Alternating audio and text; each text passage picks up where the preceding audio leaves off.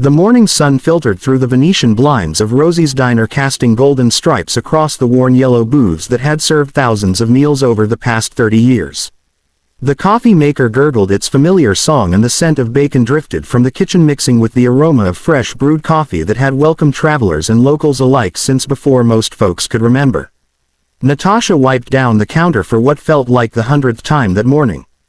Her hands moved with the practiced ease of someone who had been doing this work for longer than she cared to admit. At 52 she had seen her share of hard times, but she still showed up every day with a smile that reached her eyes and a gentle word for anyone who needed it. She glanced at the clock. Nearly noon. The lunch crowd would be arriving soon. That's when she noticed them. 3 men walked through the door. The first was elderly, moving slowly with uncertain steps. His silver hair was neatly combed, but his eyes held that distant look Natasha had seen before in her own father during his final years.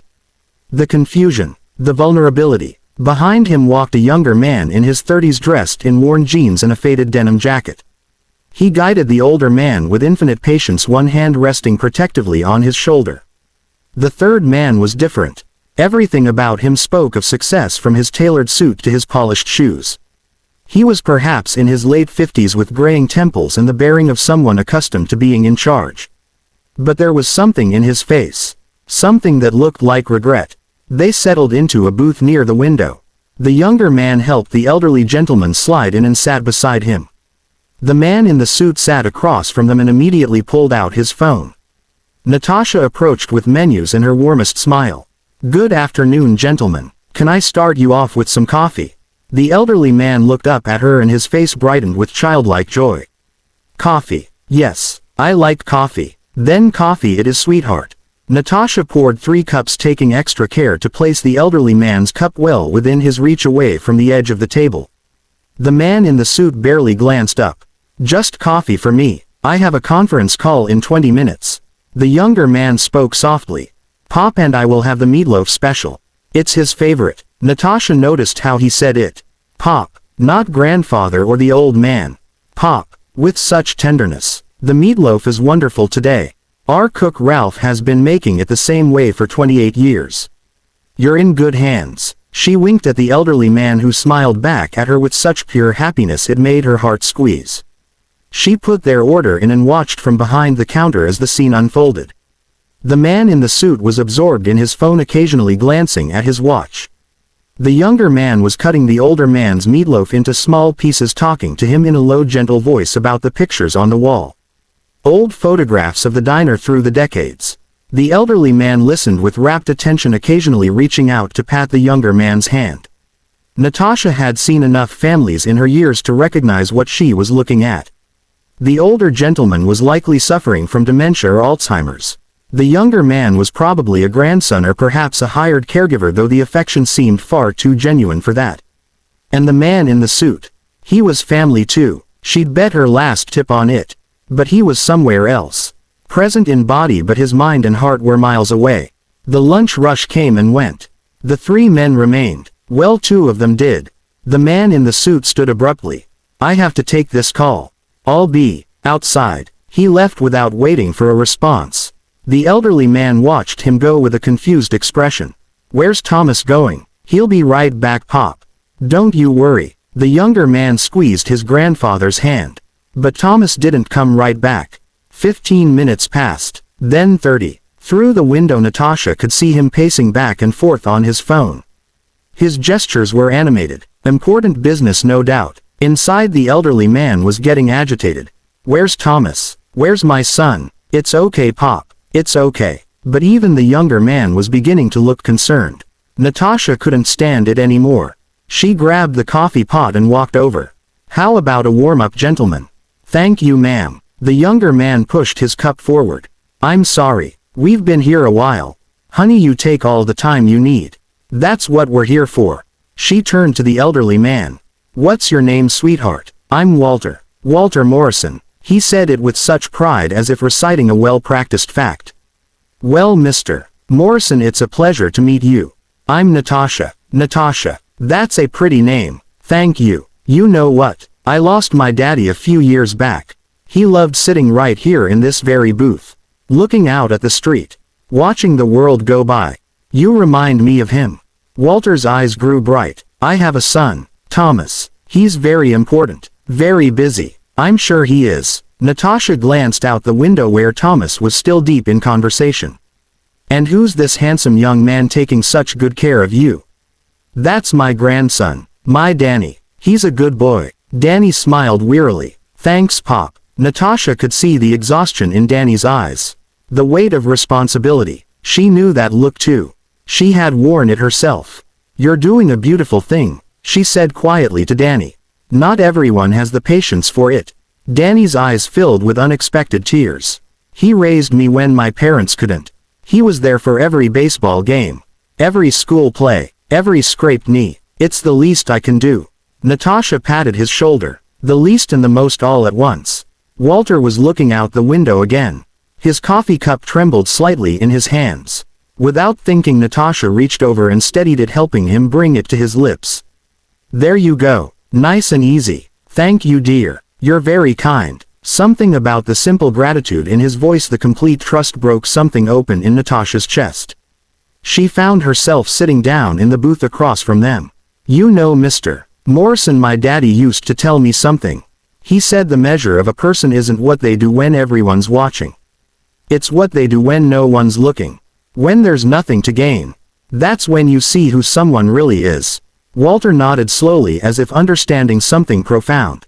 That's wise. Outside, Thomas had finally ended his call. But instead of coming back in, he made another one. Danny's jaw tightened. That's the third call. He promised he'd spend time with Pop today. Really spend time. Not just show up. Is this hard for him?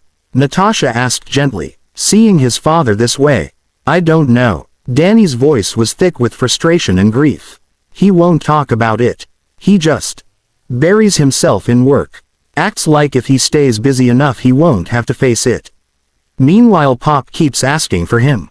Keeps wanting his son. Walter was humming now, some old tune from decades past. He had forgotten the words, but the melody remained embedded in his memory. Natasha recognized it, a song from the war years. About coming home. She began to hum along. Walter's face lit up. You know it. My daddy sang it too. They all did back then. They hummed together for a moment. Danny watched them, his eyes red-rimmed. Then Walter reached across the table and took Natasha's hand in his. His grip was gentle but firm. You're a good person. I can tell. You have a kind face. Thank you, Mr. Morrison. So do you. Finally, Thomas came back inside.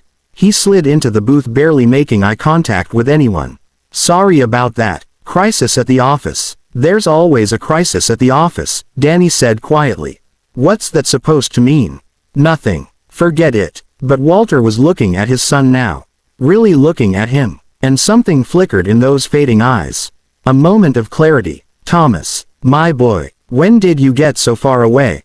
Thomas froze. Pop, I'm right here. No, you're not. You're somewhere else. You've been somewhere else for a long time. The words hung in the air. Natasha stood to give them privacy, but Walter held onto her hand. Don't go, please. So she stayed. Thomas looked at his father, then at Danny, then down at his coffee. When he finally spoke, his voice was rough. I don't know how to do this, Pop. I don't know how to watch you fade away. You're supposed to be the strong one. The one with all the answers. Everyone fades, son. That's not the tragedy. The tragedy is wasting the time we have left. Natasha wasn't sure if Walter fully understood what he was saying, or if some deeper part of him, the part that transcended the disease, was speaking. But it didn't matter. The words found their mark. Thomas put his face in his hands. His shoulders shook. Danny reached across the table and gripped his uncle's arm. It's okay. We're all scared. And there, in that worn yellow booth in a diner that had seen countless moments of human life, they sat together. A family broken and mending all at once. Natasha quietly refilled their coffee cups. She brought over a slice of apple pie without being asked and set it in the middle of the table with 4 forks. On the house, she said. Some things are meant to be shared. They stayed for another hour. Thomas put his phone away. He asked his father about the old days. Walter's memories of the recent past were gone, but the distant past shone clear. He told stories about Thomas as a boy. About building a treehouse. About teaching him to ride a bike. About being so proud when Thomas graduated from college. Thomas listened, really listened, and slowly the distance between them closed. When they finally prepared to leave, Thomas took out his wallet. Natasha shook her head. It's taken care of. I can't let you do that. Yes you can. Because someday someone will do something kind for you when you need it most. And you'll pay it forward. That's how it works. Thomas looked at her for a long moment. Then he did something unexpected. He hugged her. This powerful, important businessman hugged a waitress he'd never met before. Thank you, he whispered, for reminding me what matters. As they walked to the door, Walter turned back. Natasha, don't forget to tell your daddy I said hello. She smiled through her tears. I will, Mr. Morrison. I surely will. The door closed behind them. Through the window she watched Thomas take his father's arm. Watched Danny walk beside them. 3 generations moving forward together. Ralph stuck his head out from the kitchen. You gave away pie again, didn't you? Sure did. Good. That's what pie's for. Natasha wiped her eyes and picked up the coffee pot. The lunch crowd had thinned out, but there were always more people coming. More stories. More moments of grace disguised as ordinary afternoons. She thought about what her daddy used to say. About who we are when no one's watching. But maybe he was wrong about one thing. Someone is always watching. We're watching ourselves. And that's the audience that matters most. Outside, the sun continued its arc across the December sky. Inside Rosie's diner, the coffee stayed hot and the door stayed open. Because you never know when someone might walk in needing more than just a meal. Needing a reminder that kindness still exists. That patience still matters. That love in all its imperfect forms is still the most important thing we have. And sometimes all it takes is a waitress with a warm smile and a pot of coffee to help us remember.